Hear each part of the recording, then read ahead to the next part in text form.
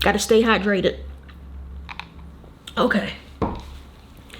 So I feel weird making this video because in the past, I've talked about some gear that I've since decided to replace. And it's not because that gear is bad or now unusable. But in a previous video about the Pocket 4K, I talked about my reason for buying that camera and that it no longer fit my needs because I branched out to do other types of work. I also said that I had a Nikon Z6 that I used for photography only. Since then, I've switched to a hybrid workhorse that does it all. I sat down and wrote a list of everything that I wanted in a camera based on what I do professionally and as a hobbyist. This included wanting a hybrid camera that did both photo and video so that I didn't need two separate cameras for each. I also wanted a flip out screen so that I could vlog without attaching an external monitor.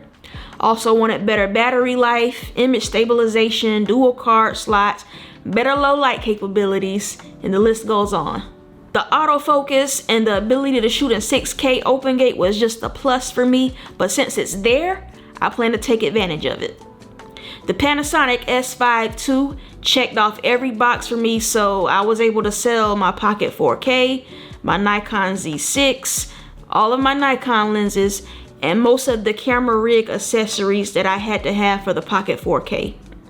The thing I look forward to the most with this camera is being able to take a more minimalistic approach with it because I don't necessarily have to build a rig around the body if I don't want to. This also makes packing easier for me, so that big heavy Pelican 1650 I thought was convenient is probably going to stay at home as an organizer case from now on. I plan to make a what's in my camera bag video in the future, but I do want to stress that I'm only talking about this camera because I felt like it was best for me and the work that I do. I was not hired by Panasonic to sell you anything. They didn't send me anything to review. I bought this camera with my own money because I wanted it.